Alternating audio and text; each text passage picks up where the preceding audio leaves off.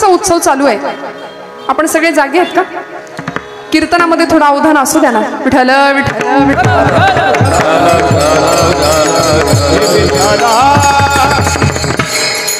तुमच्यावर जबरदस्ती नाही ना कोणी केली कीर्तनात बसायचंच म्हणून? नाही ना. मोकळ्या मनाने ऐका ना. गणपती बाप्पाला आपण समोर प्रतिष्ठित केलंय. खरं तर प्रतिष्ठापना आणि विसर्जन या दोन गोष्टी आहेत बरं का. हा, आपल्याकडे गणपती बसवतात आणि गणपती बुडवतात अशी आपली पद्धत आहे. पण प्रतिष्ठापना आणि विसर्जन या दोन क्रिया घडाव्यात.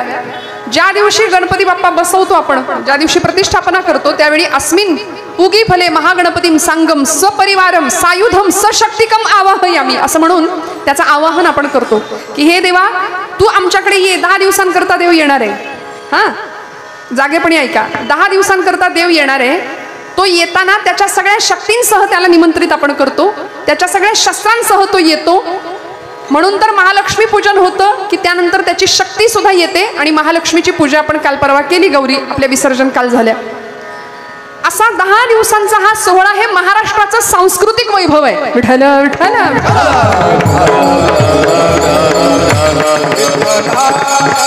म्हणून या गणपतीचं वर्णन शास्त्रामध्ये, वेदांमध्ये, आमच्या धर्मपरंपरेमध्ये सगळीकडे केलंय की मंगलमूर्ती कसा आहे. तो मंगल करणार आहे, आमचं मंगल करणार आहे, आमची विघ्न दूर करणार आहे. म्हणून मी कौतुक मंडळाचं का केलं की कीर्तन महोत्सव करून हा सोहळा केला जातोय. जिथं नामाचा घोष होतोय, नामाचा गजर होतोय, भगवंताला जे आवडतं ते घडतंय. नाहीतर दादा मंडपाच्या मागे, पडद्याच्या मागे गणपती पुढे असतो आणि मागे पत्त्यांचे डाव रंगताना अनेक जण बघतात. बरं, मी इथपर्यंतच थांबले म्हणून तुमचं भाग्य. याच्याही पुढे अजून काय काय चालतं हे मी इथे न सांगितलेलं बरं ना. देवभक्तीच्या नावाखाली, धर्मभक्तीच्या नावाखाली भक्तीचं विडंबन जर समाजामध्ये चालत असेल तर आम्हाला थोडं जागरूक होऊन या गोष्टींकडे पाहावं लागेल की भक्तीमध्ये आपल्याला काय आवडतं यापेक्षा त्याला काय आवडतं हे आपल्याला त्याला देता आलं पाहिजे. म्हणून तर प्रत्येक कार्याच्या आरंभी या धर्माच्या मूर्तीचं आम्ही वंदन करतो. विद्यारंभे विवाहे च प्रवेशे निर्गमे तथा संग्रामे संकटे चैव विघ्नस्तस्य न जायते. म्हणाले विद्येच्या आरंभाला. पूर्वीचा काळ असा होता की लहान मुलानं हातात पाटी घेतली की पहिल्यांदा त्याला शिकवलं जायचं ओम गंग गणपतये नमः. बरोबर आहे ना. ओंकाराचं शिक्षण दिलं जायचं. आणि ओंकार मध्ये काय आहे? ओंकार प्रधान रूप गणेशाचे. ओंकार प्रधान रूप गणेशाचे.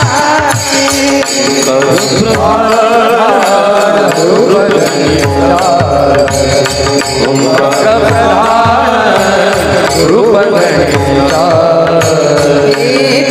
देवाचे जन्मस्थान हे देवाचे जन्मस्थान.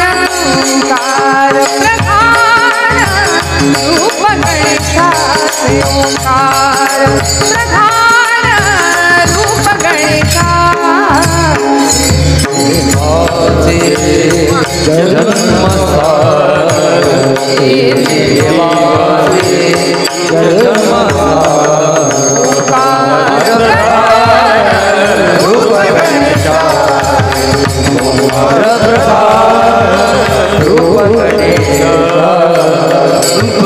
काय वर्णन केलं? कशी आहे धर्ममूर्त? ओंकार प्रधान रूप गणेशाचे.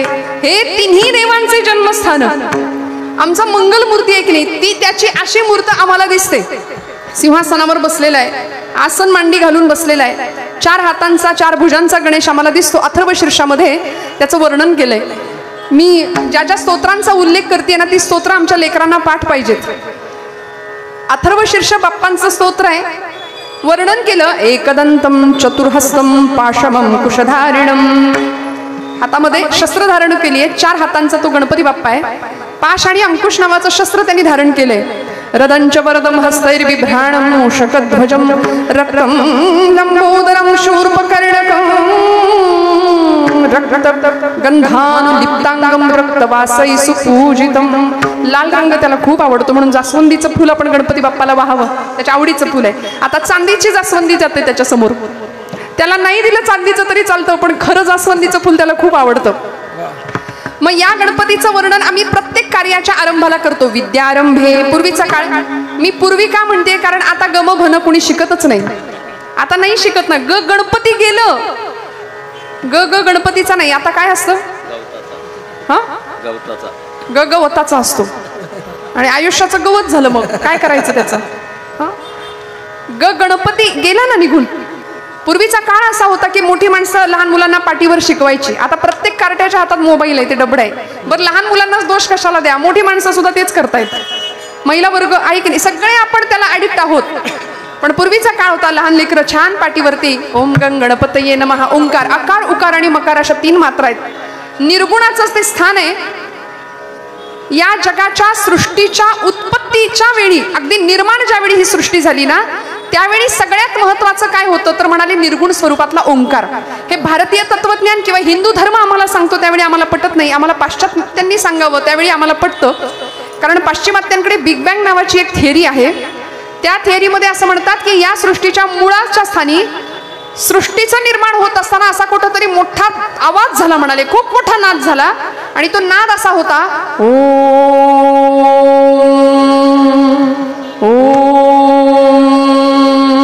हा नाद, याला बिग बँग थिअरी असं पाश्चात्यांनी नाव दिलं. ते आपलंच त्यांनी उष्ट उचललं आणि आपल्याला नव्या रूपाने मांडलं. आपल्याला वाटतं अरे बापरे, त्यांनी आपल्याला दिलंय. असं नाहीये. आपण खूप श्रीमंत आहोत.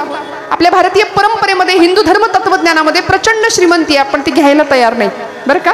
कारण काय झालंय, आपल्याला असं वाटतं की आम्हाला खूप कळतं. संतांचं ऐकावं ही धारणाच आमच्या मनामध्ये नाहीये. संतांनी आम्हाला सांगितलं ना की मंगलमूर्ती कसा आहे, धर्माची तू मूर्ती, पाप पुण्य तुझे हाती. सगळे आमच्या पापाचा पुण्याचा लेखाजोखा त्याच्याकडे. आम्हाला वाटतं त्याला कुठं काय दिसतं, त्याला कुठं काय कळतं. पण तुलसीदासजी म्हणतात, चीटी के पाव में घुंगरू बजे वो भी नाद श्री रघुनाथ सुने.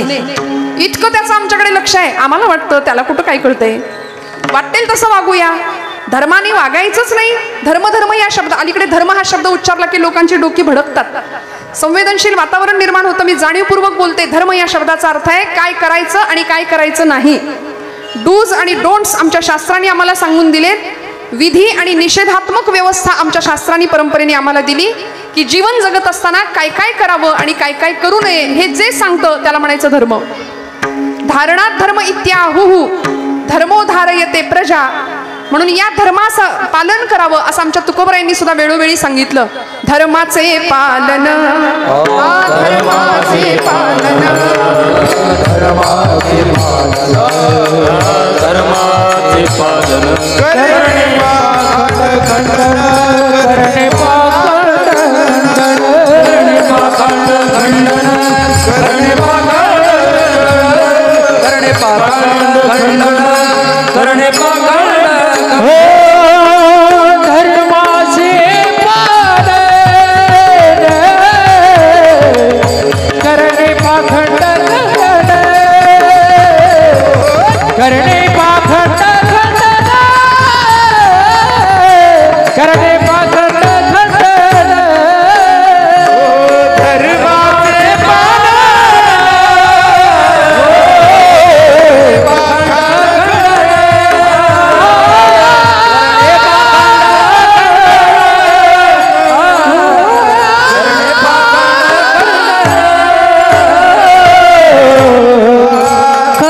पालन, धर्माचे पालन म्हणाले पालन केलं पाहिजे. विंचू देव्हाऱ्याशी आला, देवपूजा नावडे त्याला, तेथे पैजाराचे काम अधमाशी तो अधम.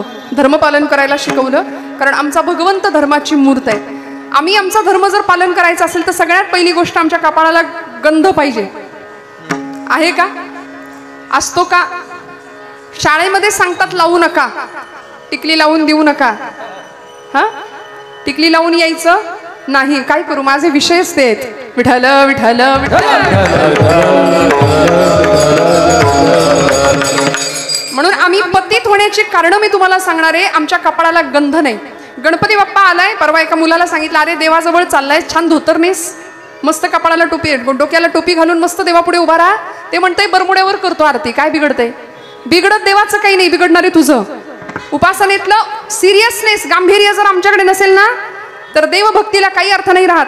आमचा आचार विचार उच्चार सगळं जर संपन्न तिकडे जायचं असेल, आम्ही खऱ्या अर्थी या देशाचे सुजाण नागरिक म्हणून व्हायचं असेल ना, तर आमच्या देवदेवतांची अत्यंत गांभीर्याने आम्ही सेवा उपासना केली पाहिजे आणि संतांनी आम्हाला हेच सांगितलं श्रोते हो. या धर्मपालनासाठी या हिंदवी स्वराज्य संस्थापक छत्रपती शिवप्रभूंनी सबंध जीवन खर्ची घातलं आणि या जगदंबेची करुणा भाकली होती. तिला सांगितलं होतं की तू मला शक्ती दे, म्हणून तुळजापूरची तुळजा भवानी छत्रपती शिवप्रभूंना स्वतःची भवानी देते, तलवार देते आणि त्या तलवारीला अधिष्ठान देते आणि मग विनाशायच दुष्कृताम धर्मसंस्थापनार्थाय संभवामी युगे युगे हा अवतार एका अर्थी छत्रपतींच्या शिवशंभूंचाच अवतार छत्रपतींच्या रूपाने पुन्हा एकदा होतो आणि आई जगदंबेला साकडं घालतात. आई गिरी नंदिनी नंदित मेदिनी विश्व विनोदिनी नंदनुते गिरिवर विंध्य शिरोधिनी वासिनी विष्णु विलासिनी विष्णुनुते भगवती हेष्टिति कंठ कुटुंबिनी भूरि कुटुंबिनी भूरि कृते जय जय हे महिषासुर मर्दिनी रम्य कपर्दिनी शैलसुते सुरवर वर्षिणी दुर्धर धर्षिणी दुर्मुख मर्षिणी हर्षरते त्रिभुवन पोषिणी शंकर तोषिणी किलमिष मोषिणी घोषरते धनुजनी रोषिणी नीतिसुत रोषिणी दुर्मत शोषिणी सिंधुसुते जय जय हे महिषासुर मर्दिनी रम्य कपर्दिनी शैलसुते जय जय हे महिषासुर मर्दिनी रम्य कपर्दिनी शैलसुते. जगदंबा माता की 35% बरं का, काठावर पास. काही जेवण नाही झालं का? खणखणीत आवाज येऊ द्या, बोला जय श्रीराम जय श्रीराम. आवाज आला पाहिजे, आवाज घुमलाच पाहिजे. छत्रपतींनी धर्माचं अधिष्ठान समोर ठेवलं, जगदंबेकडे करुणा भाकली. त्याचा परिणाम असा झाला, आई जगदंबेची पूर्ण कृपा झाली, स्वराज्य आकाराला आलं. मंगलमूर्तीचं अधिष्ठान समोर ठेवलं, धर्मभावना हृदयातली जागृत ठेवली. म्हणून तर पुण्यामध्ये, आपण पुण्याची माणसं आहे, आपल्याला काय कमी आहे? पुणे तिथे काय उणे. म्हणून तर आमच्या ज्ञानोबा माऊली सुद्धा म्हणलेत, पुण्याची गणना कोण करी. तुम्ही जागे आहेत ना? पुण्याची नाही, हरिमुखे म्हणा हरिमुखे म्हणा, पुण्याची गणना कोण करी. अहो नुसतं मुखाने हरी म्हणा, तुमच्या पुण्याची गणना करता येणार नाही असं ज्ञानोबा म्हणले. पुण्याची बिण्याची काही नाही. पण पुणे तिथे काय उणे, पुणे विद्येचं माहेर घर आहे, आपण सगळे पुणेकर आहात. पण तरी सुद्धा कीर्तनातली गर्दी, दादा हे दुसरं वर्ष आहे ना, पुढच्या वर्षी तुम्हाला अजून काहीतरी मोठी जागा बघावी लागेल, अशा पद्धतीने वाढेल. तुम्ही म्हणजे याची खात्री बाळगा, कारण हे धर्माचं काम आहे, कारण हे बाप्पाचं काम आहे, हे देवाचं काम आहे. आणि जिथं देवकार्य आपण करतो ना, तिथं देव सहाय्यभूत होतो आणि तोच सगळं करतो, आपण काहीच नाही करत. आपण काही नाही करत. विठ्ठल विठ्ठल.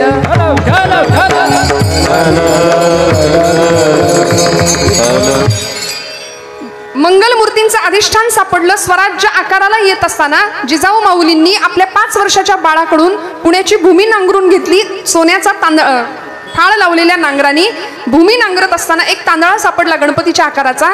कसबा गणपती म्हणून पुण्यातला पहिला मानाचा गणपती म्हणून त्याची प्रतिष्ठापना झाली. लाल महाल सिद्ध झाला आणि स्वराज्य तिथून सुरुवात झालं, आकाराला आलं. 5 वर्षाच्या राजाला घेऊन जिजामातोश्रींनी दिव्य स्वप्न पाहिलं. अधिष्ठान होतं मंगलमूर्तींचंच, मंगलमूर्तींचंच. आणि असा गणपती बाप्पा आम्हाला काय शिकवतो? धर्माची मूर्ती आहे ती. बघा ना, एकदा आपण बाकी सगळं बघतो पण देवाकडे कधी पाहत नाही. उत्सव आम्ही करतो, त्या विघ्नहर्त्याला आणताना सगळी शांतता असते, म्हणजे प्रतिष्ठापना करताना आणि नेताना सगळा धांगडधिंगा आहे. म्हणजे त्या विघ्नहर्त्यावर केवढं मोठं विघ्न आलंय की त्यांनी मिरवणुकीत बाईवाड्यावर या ऐकायचं. हे त्याच्यावर केवढं मोठं आलेलं विघ्न आहे मला सांगा ना. तो 10 दिवसांकरता पाहुणा म्हणून जर इथं आलाय ना, तर तुमचं माझं काम आहे की त्याच्या समोर जाताना मर्यादेत जावं. त्याच्या समोर जाताना आचार विचार आमचा शुद्ध असावा, स्वच्छ असावा. किमान पक्ष देवकार्यामध्ये तरी विडंबन नको, भक्तीचं विडंबन नको. मग बाप्पाची मूर्ती आम्हाला समजून घ्यावी लागेल. कसा आहे मंगलमूर्ती? वक्रतुंड महाकाय, त्याचं रूप सांगितलंय. सूर्यकोटी समप्रभ. वक्रतुंड म्हणजे वक्र सोंड आहे त्याची, म्हणून त्याला वक्रतुंड म्हटलंय. महाकाय मोठा आहे, कोट्यावधी सूर्यांचं तेज त्याच्यामध्ये सामावलेलं आहे. सूर्यकोटी समप्रभ निर्विघ्नं कुरु मे देव सर्व कार्येषु सर्वदा. प्रत्येक कार्याच्या आरंभाला आपण त्याचं वंदन करतो. त्या मूर्तीकडे थोडंसं बघावं आणि त्याचं ध्यान करावं. ते ध्यान करत असताना काय गणपती, आता तो गणपती फार फॅन्सी झालाय नाही का. म्हणजे सिंहासनावर बसतो, कधी ट्रॅक्टरवर बसतो, कधी अजून काही वेगळ्या आवेशात आपल्याला दिसतो. पण शास्त्रांनी सांगितलेली गणपतीची मूर्ती, सगुणाची पूजा ही कशी असावी? तो स्थिर आसन मांडी घालून बसलेला बाप्पा आहे. आणि खूप लक्ष देऊन ऐका, त्याचंच आसन स्थिर राहतं ज्याची बुद्धी स्थिर आहे. गणपती बाप्पा स्थिर बुद्धीचं लक्षण आहे. म्हणजे आता तुम्ही टाळ्या वाजवताय, पण आता आपलंच आपण निरीक्षण करा की आतापर्यंत किती आसनं बदलून झाली आपली, आतापर्यंत किती वेळा मांडी हलवून झाली. त्याचंच आसन स्थिर आहे ज्याची बुद्धी स्थिर आहे. गणपती बाप्पा स्थिर बुद्धीचं लक्षण आहे, स्थिर बुद्धीचं प्रतीक आहे. म्हणून व्यवहारामध्ये, प्रपंचामध्ये, लौकिकामध्ये आम्ही स्थिर बुद्धी ठेवून वर्तन करणं, सारासार विचार करणं फार गरजेचं आहे.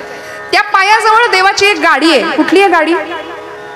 देव ज्या गाडीवर बसतो ती गाडी कुठली आहे? विठ्ठल विठ्ठल विठ्ठल.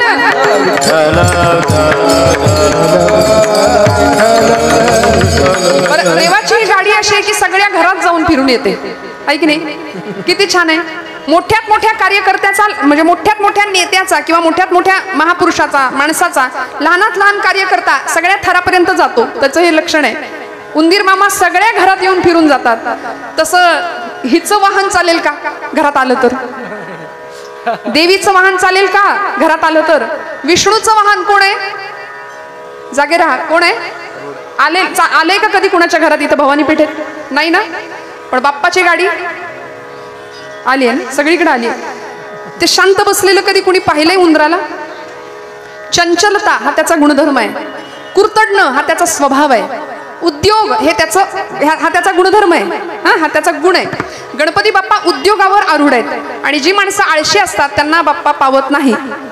म्हणून कारण अभ्यास तुका म्हणे, असाध्य ते साध्य करिता सायास. म्हणाले असाध्य गोष्टी साध्य करू शकतो आम्ही फक्त कष्टाने. आता काय झाले, देव बुद्धीची देवता आहे, उद्योगावर आरूढ आहेत. आम्हाला कष्टाशिवाय सगळं पाहिजे. काहीही कळत नसताना आई वडील पोरांच्या हातामध्ये मोबाईल देतात. कुठल्याही प्रकारची पात्रता नसताना त्याच्याकडे गाडी मिळते, त्या गाडीमध्ये पेट्रोल घालून दिलं जातं आणि वाऱ्यावर सुसाट वेगाने आमची पोरं गाडी चालवतात. मी माझ्या तरुण भावंडांना, माझ्यापेक्षा लहान मोठ्या सगळ्या भावंडांना मी आवर्जून सांगत असते की तुम्हाला असं वाटतं गाडी चालवताना, वाऱ्यावर अगदी वेगात तुम्ही चालवताना तुम्हाला असं वाटतं का की मी खूप डॅशिंग दिसतो, मी खूप हिरो दिसतो, मी खूप हँडसम दिसतो? वडिलांनी दिलेल्या पेट्रोलवर पळवण्यामध्ये काही त्याला हे नाहीये, अर्थ नाही. असं जर तुम्हाला वाटत असेल तर तुम्ही डॅशिंग, तुम्ही हँडसम नाही, तुम्ही मूर्ख दिसता. तुम्ही मूर्ख दिसता.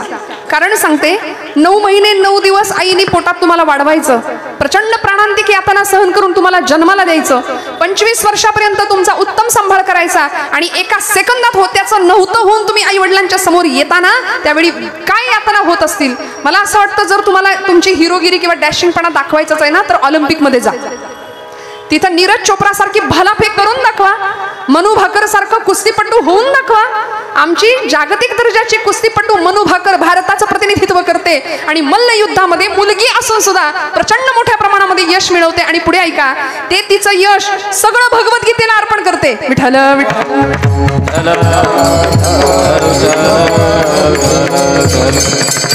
मोठी बातमी हेडिंग आहे पेपरचं, मला मिळालेले सगळे मेडल किंवा मला मिळालेलं सगळं यश हे भगवद्गीतेमुळे मिळालं. आपण सगळी मंडळी किती भगवद्गीतेचं पठण करतो? आपला धर्मग्रंथ आहे तो. प्रत्येकाच्या घरामध्ये भगवद्गीता असावी, प्रत्येकाच्या हातामध्ये भगवद्गीता आणि भगवद्गीतेचा श्लोक असावा. मला क्षमा करा, मी हात जोडून आपल्याला प्रार्थना करते, भगवंतांनी अर्जुनाला नाही, अर्जुनाच्या निमित्ताने तुम्हाला मला सगळ्या भरकटलेल्या समाजाला उत्तम ज्ञानाचं संजीवन दिलंय भगवद्गीतेच्या माध्यमातून. एक तरी श्लोक, ज्ञानोबांची एक तरी ओवी. आपण महाराष्ट्रात राहतो ना, कुणाला म्हणायचं मराठी? आपले पुण्याचे आचार्य अत्रे नावाचे साहित्यिक इथं होऊन गेले, प्रल्हाद केशव अत्रे. अत्र्यांनी फार सुंदर मराठी माणसाची व्याख्या सांगितली. मराठी कुणाला म्हणायचं? कुणाला म्हणायचं मराठी? सांगू का? जागेत ना सगळे? मराठी कुणाला म्हणायचं? म्हणाले ज्याची ज्ञानोबांची एक तरी ओवी पाठ आहे त्याला म्हणायचं मराठी, पहिली ओळ. ज्याला तुकोबांचा एक तरी अभंग पाठ आहे त्याला म्हणायचं मराठी, 2. आणि तिसरी गोष्ट, ज्यांनी माझ्या छत्रपती शिवप्रभूंचा एक तरी गड पायाखालनं घालून आणलाय त्याला म्हणायचं मराठी. विठ्ठल विठ्ठल. आहेत का हो आमच्याकडे हे गुण आहे? आम्ही राजे, तुम्ही पुन्हा जन्माला या, किंवा छत्रपतींसारखी केशभूषा, छत्रपतींसारखी वेशभूषा आम्ही करायला पुढे मागे धावत असतो. पण या पलीकडे जाऊन राजांचं आचरण काय होतं, काय उपासना आहे, काय निष्ठा आहे, काय धर्मभावना आहे, काय श्रद्धा आहे, याचं थोडंसं आम्ही विचार चिंतन केलं पाहिजे. स्थिर मांडी आहे गणपतीची, पायाशी उंदीर आहे. आणि उंदराला आखू असं संस्कृतात नाव आहे. जसं मूषक वाहन गणपतीला म्हणतात तसं त्याला आखू वाहन असं म्हणतात. आणि आखू म्हणजे माया. गणपती बाप्पा आम्हाला सांगतायत संसारामध्ये मायेला डोक्यावर नाही घ्यायचं, माया पायाशीच राहिली पाहिजे, नाहीतर ती तुम्हाला बुडवेल या भवचक्रात. मोठं पोट आहे बाप्पाचं. कशामुळे झालं हो? कशामुळे पोट मोठं आहे देवाचं? मोदक खाऊन नाही ना, मोदक खाऊन नाही मोठं झालं पोट. गणपतीचं पोट मोठं आहे, त्याला लंबोदर असं म्हणतात, कारण अनंत ब्रह्मांडे उदरी हे त्याचं उत्तर आहे. अखंड ब्रह्मांडाचं उदर, सगळी ब्रह्मांड त्याच्या उदरामध्ये आहेत. एवढंच नाही, तुमची माझी पापं तो पोटात घालतो म्हणून त्याचं पोट मोठं आहे, आणि ती पापं बाहेर येऊ नये म्हणून नागपाशाने ते पोट बांधलंय. लक्ष द्या, लक्षपूर्वक मूर्तीकडे पहा. गणपतीचं पोट नागाच्या पाशाने बांधलंय देवानी. का बांधलं? म्हणून आपण आरती म्हणतो. आरतीतले शब्द सुद्धा आम्हाला नीट पाठ नसतात. कार्यकर्त्यांची सुद्धा आरती नीट पाठ नसते. माफ करा मला, कार्यकर्त्यांना सुद्धा डोक्यावर टोपी घालायची असते गणपतीच्या आरतीला, हे कळत नाही, हे शिकवावं लागतं. निदान आरती करत असताना तरी बाई ग केस बांधून राहा. परवा जळले एका पुरीचे केस आरती करताना. बाई आरतीत तरी आपण बांधू शकतो की नाही? संस्कृती आपली पाळूया ना त्या त्या वेळेपुरती. बाकीचे लोक त्यांची संस्कृती पाळतात ना, मग आम्ही का नाही आमची संस्कृती पाळायची, आमचं धर्मशास्त्र सांभाळायचं? काय आरती आहे आमची? लंबोदर पीतांबर फणीवर. हा, वंदना का बंधना? काय शब्द आहे? बंधना, बरोबर ना? परवा एक जण म्हणले लंबोदर पीतांबर फळीवर वंदना. म्हटलं फळीवर कुठली वंदना बसवली यांनी? काही म्हणतो, एक धड आरती पाठ नाही, धड स्तोत्र पाठ नाही, धड ओवी पाठ नाही, लिंबू चमचा द्या यांच्या तोंडात, मग ते स्पर्धा करत बसणार. संगीत खुर्ची आणि लिंबू चमच्यानी आपल्या मंडळात आहे असं काही स्पर्धा? होतं का? नका करू. विठ्ठल विठ्ठल विठ्ठल. मला सांगा ना, मला सांगा, लिंबू चमच्याच्या शर्यतीत पोरांना पळायला लावायचं, काय मिळणार आहे त्यातनं? शस्त्र शिक्षण शिकवा ना त्यांना, उत्तम लाठीकाठी प्रशिक्षण शिकवा, स्तोत्रांच्या स्पर्धा घ्या, अथर्व शीर्षाचं पठण घ्या, देवी सप्तशतीचा पाठ करून घ्या, रामरक्षा पाठ करायला लावा, हरिपाठाची तयारी करून घ्या. पोरं आमची नाचतं बघा कशी हरिपाठात पावली. इथल्या मुलांना त्याचे शिक्षण द्या. लिंबू चमच्यानी काय मिळणार आहे? संगीत खुर्ची खेळून काय मिळणार आहे आजच्या पोरांना? इतकं संकट दारात आलंय, मी स्पष्ट नाही बोलत, इतकं भयानक संकट दारात आहे. आपण नाही सावध झालो ना तर उद्या गळ्यावरनं तलवारी फिरतील आपल्याला कळायचं नाही. सावध होऊया, धर्म सांभाळूया, आणि आपले स्तोत्र, आपला देश, आपला धर्म या सगळ्याचं संरक्षण करूया, जतन करूया. विठ्ठल विठ्ठल विठ्ठल. पुढे जाऊन गणपतीचं पोट मोठं आहे, त्याच्यावर नागपाशाचं बंधन आहे. 4 हातांचा गणपती बाप्पा आहे. एकदंतम चतुर्हस्तम. त्या 4 हातामध्ये, मागच्या 2 हातामध्ये काय धरलंय? पाश आणि अंकुश. 2 शस्त्र आहेत दोन्ही हातामध्ये. कशासाठी? शोला. कशासाठी? आपण फॅन्सी ड्रेस कॉम्पिटिशन मध्ये असलं काहीतरी करतो तसं, त्याच्यासाठी का? नाही. कशासाठी? विनाशायच दुष्कृताम. त्याचा अवतारच त्याच्या करताय. गणपती बाप्पांनी दुष्टांचा नाश करा. त्यांनी तारकासुराला मारले, त्यांनी सिंदुरासुराला मारले, अनेक राक्षसांना त्यांनी मारलं. दुष्टांचा नाश व्हावा म्हणून हातात शस्त्र घेतलंय. आमचे सगळे देव शस्त्रधारी आहेत. बघा तुम्ही, प्रत्येक अवतारामध्ये हातात शस्त्र आहे, प्रत्येक देवाच्या हातात शस्त्र आहे. आणि मग हातात शस्त्र असणं हे पाप किंवा पुण्य नाही ठरत, ते घेण्याच्या हेतूवर ते ठरतं. पाप आहे की पुण्य आहे. सावरकर म्हणायचे, शस्त्र पाप ना स्वयेची, शस्त्र पुण्य ना स्वये, इष्टता अनिष्टता त्यास हेतूनेच ये. रामाच्या हातामध्ये शस्त्र होतं, रावणाच्याही हातात शस्त्र होतं, पण आपण पूजा कुणाची केली? रामांच्या कोदंडाची पूजा केली. तानपुरा बंद झाला. रामांच्या कोदंडाची पूजा केली आपण. विठ्ठल विठ्ठल विठ्ठल.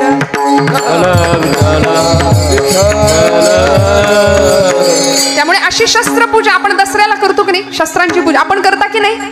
ते तेवढ्या पुरतं नसतं. इथल्या भूमीने पराक्रम पाहिलाय. इथल्या भूमीने अनेक वीरांनी, अनेक महापुरुषांनी इथं रक्त सांडलंय, आणि त्या प्राणांची आहुती दिली. त्याचा गौरव किंवा त्याचं स्मरण म्हणून आपण दसऱ्याला शस्त्रांची पूजा करतो. महिषासुर मर्दिनीने 9 दिवस 9 रात्र महिषासुराचा निपात केला.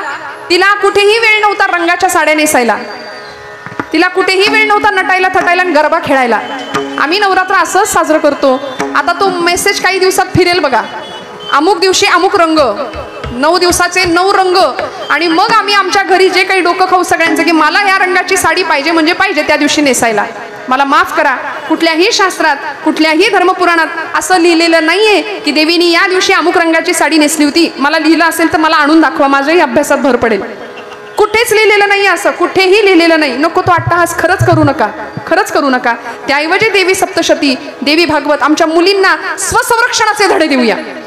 आत्मिक बळ कसं वाढेल, शारीरिक बळ कसं वाढेल, मानसिक बळ कसं वाढेल याचं शिक्षण देऊया. अनेक गोष्टी येतो करण्यासारख्या आणि ते न करता आम्ही नको त्या गोष्टीच्या आहारी जातो ना, परिणामी आमचं नुकसान करून घेतो आणि या कर्मबंधनात सापडतो. तुकोबराय म्हणतात मला या कर्मबंधनातनं सोडव. मज सोडवी दातारा,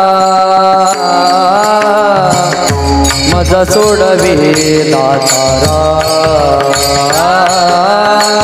मज सोडवी दातारा, मज सोडवी मज सोडवी दातारा, मज सोडवी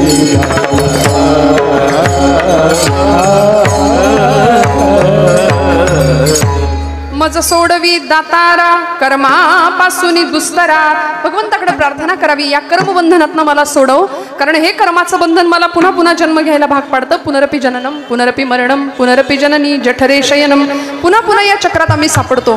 तो आम्हाला सोडवणार आहे सगळ्या कर्मबंधनातनं.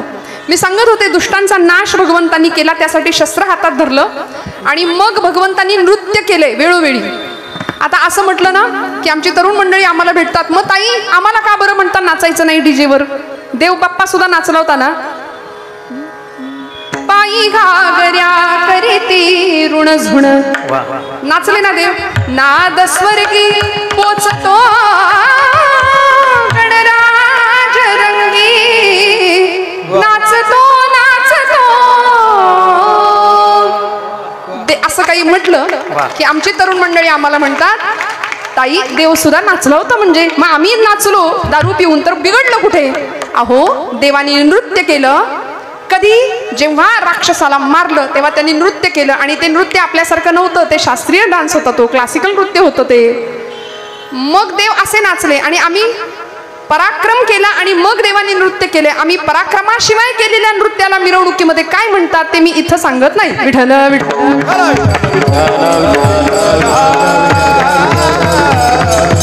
आम्ही जर बाप्पाचे खरे भक्त असू ना तर मी हात जोडून आपल्याला प्रार्थना करते, जिथं जिथं शक्य आहे आणि जिथं जिथं असं घडतंय तिथं निदान बोलून तर बघा की बाबा रे असं करू नका, वेगळ्या पद्धतीने मिरवणूक करा.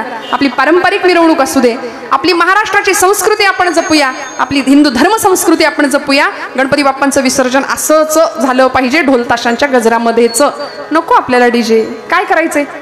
देव नाचले, देवांचं नृत्य वेगळं होतं, आपलं नृत्य वेगळं असतं. आपल्या नृत्याला काही अर्थ नसतो, त्याच्यातनं काही निष्पन्न होत नाही. बाप्पांनी दोन हातामध्ये एका हात मोदकासाठी ठेवलाय, डाव्या हातात मोदक आहे आणि उजव्या हात वरद हस्त आहे. त्याचा अर्थ असा आहे भक्तांना वर देणारा, भक्तांना वर घेणारा आणि अभक्तांना वर पाठवणारा. विठ्ठल विठ्ठल विठ्ठल.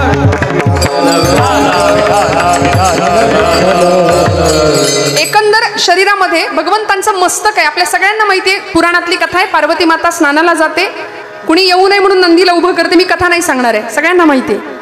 खरं तर असा कथा सांगताना आमची कॉन्व्हेंटची मुलं विचारतात म्हणजे पार्वती आईनी असं आपल्या मनापासून गणपती तयार केला अशा आपल्याला कथा सांगितली जाते. मग तिने एवढ्या दिवस आंघोळ नसेल का केली? हा प्रश्न असतो पोरांचा. अरे बाबा, पुराण कथांचा अर्थ असा नसतो घ्यायचा शब्दशः. पार्वतीनं आपल्या बुद्धीवरचा मल दूर केला, अहंकार दूर केला आणि मग नित्यानंद स्वरूप गणेशाचं दर्शन झालंय. तसं आपल्याला सुद्धा आपल्या शरीरावरती, आपल्या मनावरती असंख्य प्रकारचा मळ, षड्विकारांचा मळ आहे, तो आपल्याला धुवून काढावा लागेल, तो दूर करावा लागेल, तेव्हा बाप्पा दर्शन देईल आपल्याला. मंगलमूर्तींच्या या सगळ्या प्रसंगामध्ये मस्तक छाटलं शिवशंभू महादेवांनी आणि मग गजमस्तक आणून बसवलं. मग त्या गजाची, गजमस्तक बुद्धीची देवता आहे मंगलमूर्ती. वक्रतुंड म्हणजे सोंड वाकडी आहे म्हणून वक्रतुंड म्हणतात त्यांना. याही पेक्षा सोंड वाकडी आहे म्हणून वक्रतुंड नाही, तर वक्रांतुंड यती इति वक्रतुंड हा म्हणाले. वाकड्या गतीनं चालणाऱ्या माणसाला सरळ करणारा तो देव आहे. विठ्ठल विठ्ठल.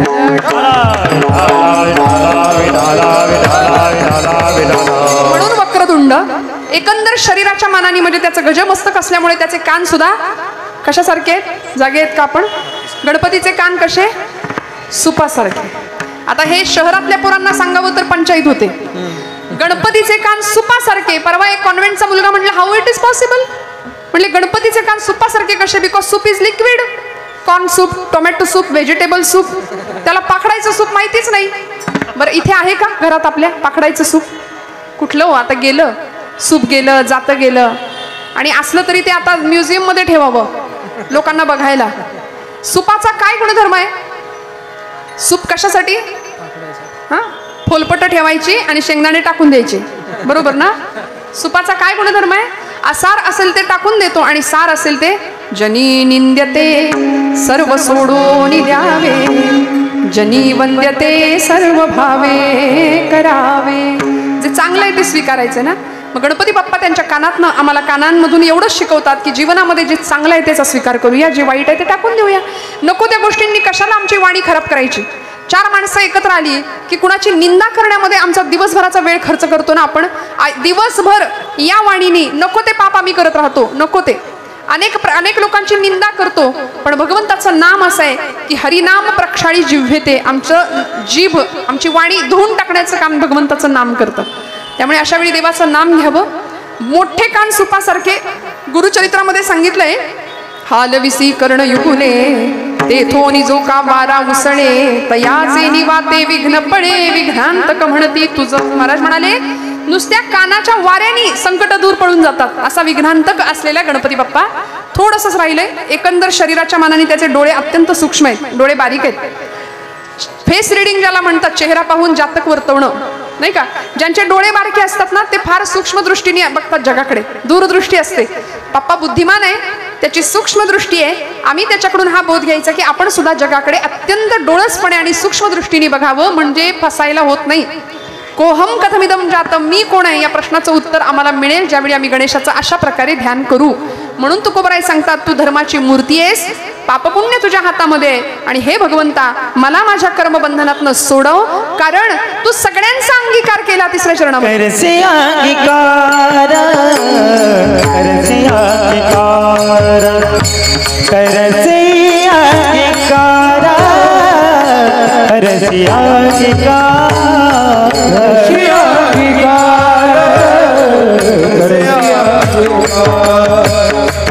करसे अंगीकार, करसे अंगीकार, करसे अंगीकार, करसे अंगीकार, करसे अंगीकार,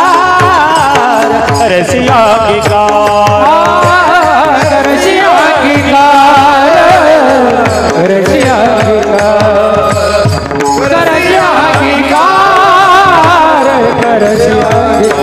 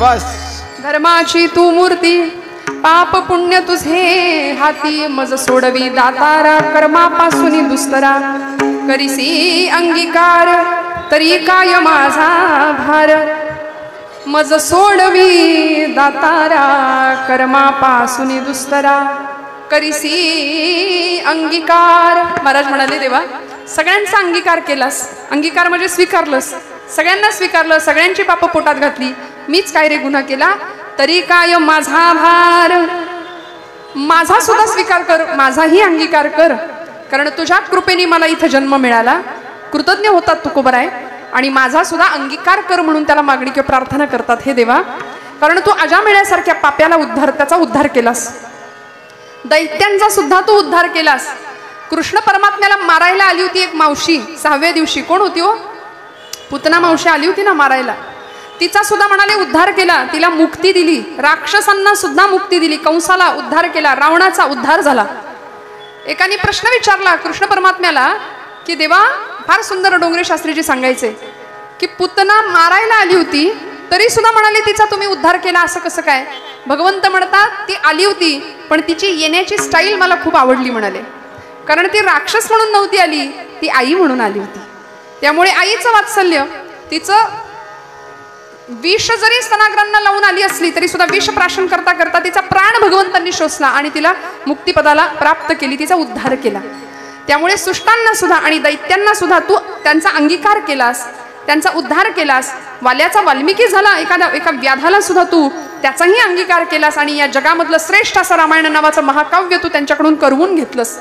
अशा अनेकांचा तू अंगीकार केलास. देवा माझाही तुला अंगीकार करावा लागेल. करीसी अंगीकार तरी काय माझा भार. मलाही भगवंत सांभाळून घे. कधीतरी त्याच्या समोर जावं, डोळे झाकून प्रार्थना करावी.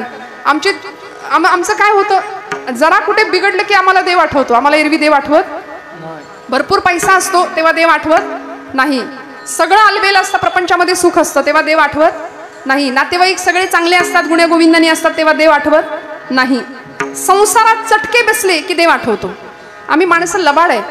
एवढंच कशाला आमची पोरं सुद्धा शाळकरी एरवी देवाकडे जात नाही, गणित इंग्रजीच्या पेपरला मारुतीच्या देवळात जातात, बाहेरनच नमस्कार करतील. एवढे आम्ही लबाड आहे. आम्हाला संकटात किंवा अडचणीत देव आठवतो आणि मग त्याची कृपा व्हावीशी वाटते.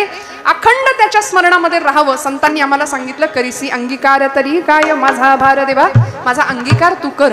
आमची नीतिमत्ता स्वच्छ असावी, आमचं अंतःकरण शुद्ध असावं. माझ्यावर विश्वास ठेवा. देव काटा सुद्धा टोचू न देण्याची जबाबदारी घेतो. देव सांभाळतो आपल्याला, खूप सांभाळतो देव आपल्याला.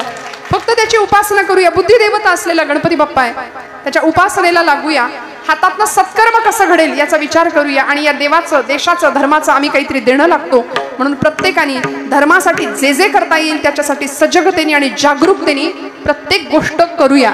जे जे करता येईल ते आपापल्या पातळीवर करूया.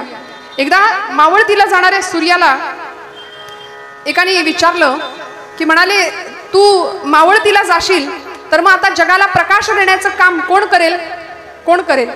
तेव्हा एक चांदणी आली समोर. ती म्हणाली बाप्पा सूर्यदेवा, तुझ्या इतका प्रकाश मला नाही देता येणार, पण मी माझ्या पुरतं चमचमण्याचं काम करेन, माझ्या पुरता प्रकाश मी देईन, मला जेवढा जमेल तेवढा. तसं प्रत्येकाने ठरवलं ना, मी माझ्या पुरतं करीन, माझ्यापासून सुरुवात करीन, तर काही अवघड नाही. प्रत्येकाने सुरुवात करावी आणि देवभक्ती, देशभक्ती, मातृभक्ती, पितृभक्ती, राष्ट्रभक्ती, धर्मभक्ती या सगळ्या भक्तीला आपण जागावं. जी छत्रपतींनी केली, सावरकरांनी केली, अनेक महात्म्यांनी केली. आणि मग असा संतांनी दिलेला आम्हाला धर्म किंवा संतांनी आम्हाला दिलेलं जीवनाचं तत्वज्ञान जर आम्ही अंगामध्ये बाणवलं, स्वीकारलं, तर तुकोबाराय शेवटच्या चरणामध्ये म्हणतात हे भगवंता तू माझ्या जीवाचं जीवन आहेस. प्रार्थना करतात जीवीच्या जीवना, जीवीच्या जीवना, जीवीच्या जीवना, जीवीच्या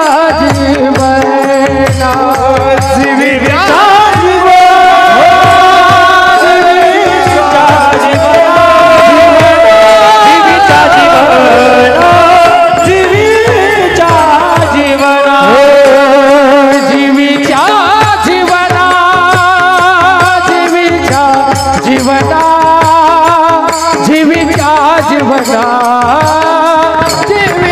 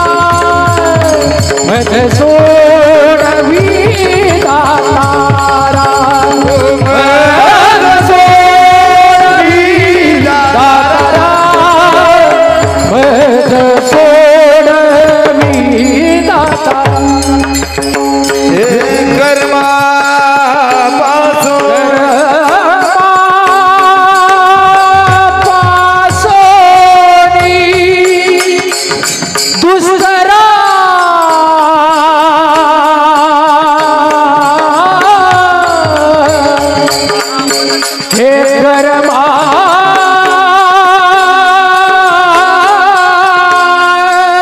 कर्मा कर्मा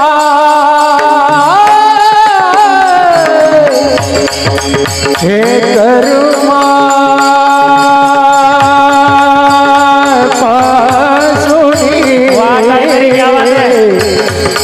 दुसरा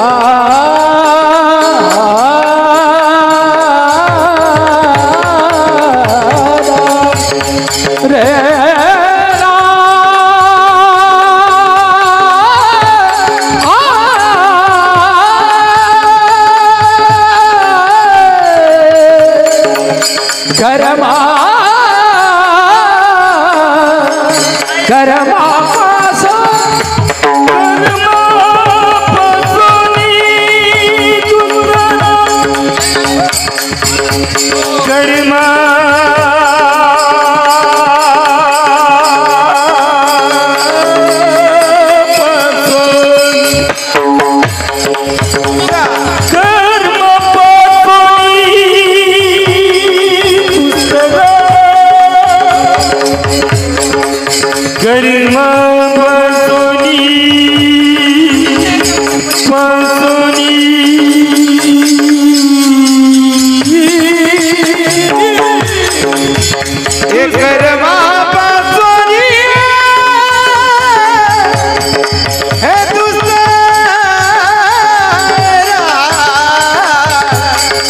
कर्मापासून दुसरा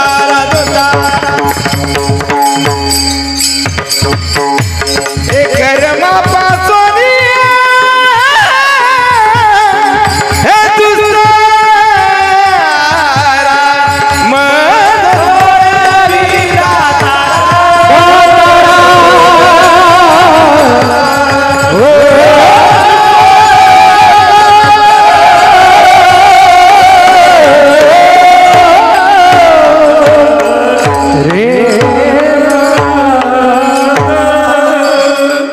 जीवीच्या जीवना तुका म्हणे नारायणा मज सोडवी दातारा कर्मापासोनी दुस्तरा धर्माची तू मूर्ती पाप पुण्य तुझे हाती मज सोडवी दातारा कर्मापासोनी दुस्तरा करीसी अंगीकार तरी काय माझा भार आणि जीवीच्या जीवना तुका म्हणे नारायणा भगवंता तू आमच्या जीवाचं जीवन आहेस प्रपंच करत असताना अध्यात्माचा जर बेस जीवनाला असेल ना तर आमचं जीवन सुखकर जातं पुढे जातं छान किती अडीअडचणी आल्या प्रपंच म्हटलं की आम्हाला तो रडवणारच आहे सांगा संसारासाठी कितीही करा कोणी केलं म्हणत नाही देवासाठी थोडं करा देव लक्षात ठेवतो त्यामुळे प्रपंच आम्हाला रडवणार आहे प्रपंचाकडून सुखाची अपेक्षा न करता जीवनाकडे सकारात्मकतेने बघूया बऱ्याचदा आम्ही म्हणतो याच्यात काही नाही त्याच्यात काही नाही तक्रारी असतात जीवनाकडून अशा मंडळींनी कधीतरी बाहेर पडावं रोज वॉकिंग जॉगिंगला जातात बघा सकाळी काही माणसं आपल्याला दिसतात एकतर आमची पिढी आता सकाळी लवकर उठत नाही ब्रह्ममुहूर्त रामप्रहर माहितीच नाही जुन्या मंडळींना माहिती आम्ही सगळे सूर्यवंशी आणि त्यात कीर्तनकार आता निशाचर प्राण्यातच मोडतोय म्हणजे ही सगळी मंडळी आम्ही त्यामुळे सकाळी लवकर उठावं खूप माणसं तुम्हाला रस्त्याने चालताना दिसतील त्यातल्या एखाद्याला विचारावं का पळताय तो म्हणेल पोट कमी करायला पळतोय या जगातल्या निम्म्यापेक्षा जास्त लोकांना टेन्शन आहे पोट कमी कसं करायचं आणि निम्म्यापेक्षा जास्त लोकांना टेन्शन आहे तेच पोट भरायचं कसं म्हणून दादांसाठी टाळ्या वाजवा सकाळपासून अन्नदान चालू आहे सगळी माणसं येऊन जेवून जात आहेत ते म्हणले रात्री 2ला पण जेवायला माणसं येत आहेत आपल्याकडे पद्धतच आहे भजनाला 8 आणि भोजनाला 60 विठ्ठल विठ्ठल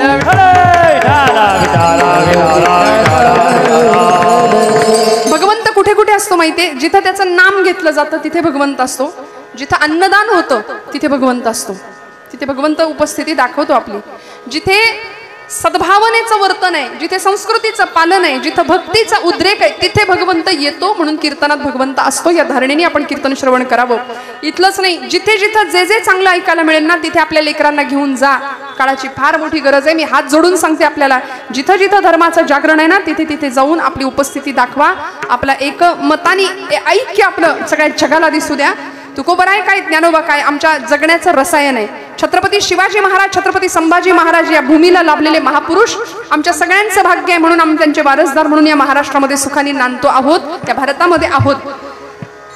मंगलमूर्तींच्या या सेवेसाठी या सार्वजनिक गणेशोत्सव मंडळांनी नव तरुण किंवा नव किरण असं नाव आहे बघा ना, नाविन्याचा, तेजाचा, प्रकाशाचा एक किरण तुमच्या माझ्या सगळ्यांच्या जीवनामध्ये यावा ही अत्यंत सुंदर अशी अपेक्षा मंडळाची. नवकिरण तरुण मंडळाला मी मनापासून धन्यवाद त्यांचे व्यक्त करते.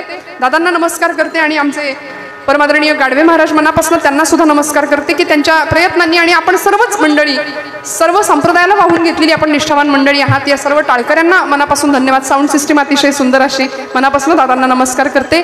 आपण सर्व सुजाण असलेले श्रोतृवर्ग, काय असतं कीर्तनकार कोण आहे, कसा आहे, कशी आहे हे येण्याआधी युट्यूबवर सगळं बघून ते परीक्षा झालेली असते, मग आम्ही ठरवतो कीर्तनाला बसायचं की नाही. त्यामुळे कुणाचंही कीर्तन असू द्या, वक्ता, वक्तृत्व, व्यक्तित्व आणि व्यक्तिमत्व यातलं वक्तव्य फक्त लक्षात ठेवा. लाखो कीर्तनकार आहे महाराष्ट्रामध्ये, भारतामध्ये. कीर्तनकार येतील आणि जातील, पण ही गादी अनादी काळापासून चालत आली आहे. ही नारदांची गादी आहे. या गादीवरची निष्ठा आपली चांगली राहू द्या. कीर्तनकार आज असतात, उद्या नसतात. त्यामुळे या गादीवर आणि कीर्तनावर प्रेम करा, कारण कीर्तन आम्हाला कीर्तन चांग होय अंग हरिरूप या पदाला नेऊन पोहोचवतं. आणि ज्ञानोबा सांगतात आम्हाला हरिरूपच व्हायचंय, शेवटी भगवंतांचं लाडकं आम्हाला व्हायचंय. त्याची कृपा आम्हाला प्राप्त करून घ्यायची आहे. झालेली सेवा भगवंत चरणावर समर्पित करते. बोलत असताना काही वेडवाकडं गेला असेल तर मोठ्या अंतकरणाने क्षमा करा. मंडळाला मनापासून धन्यवाद देते. सगळ्यांच्या चरणारविंदी झालेली सेवा रुजू करते. एकदा मस्त जय जयकार करा. तुकाराम तुकाराम तुकाराम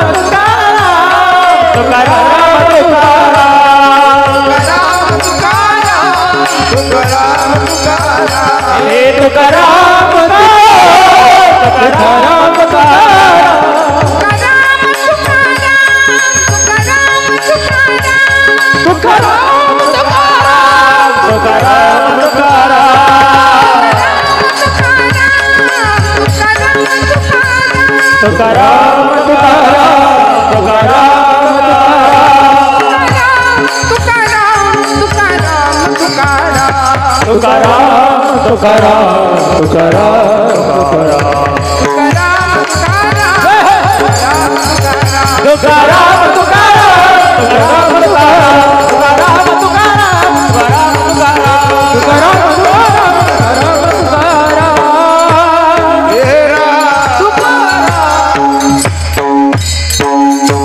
सगळ्यांच्या कृतज्ञतेत राहते. सर्वांना नमस्कार करते. झालेली सेवा मंगलमूर्तींच्या चरणावर समर्पित करते आणि सेवेला विराम देते. ज्ञानेश्वरा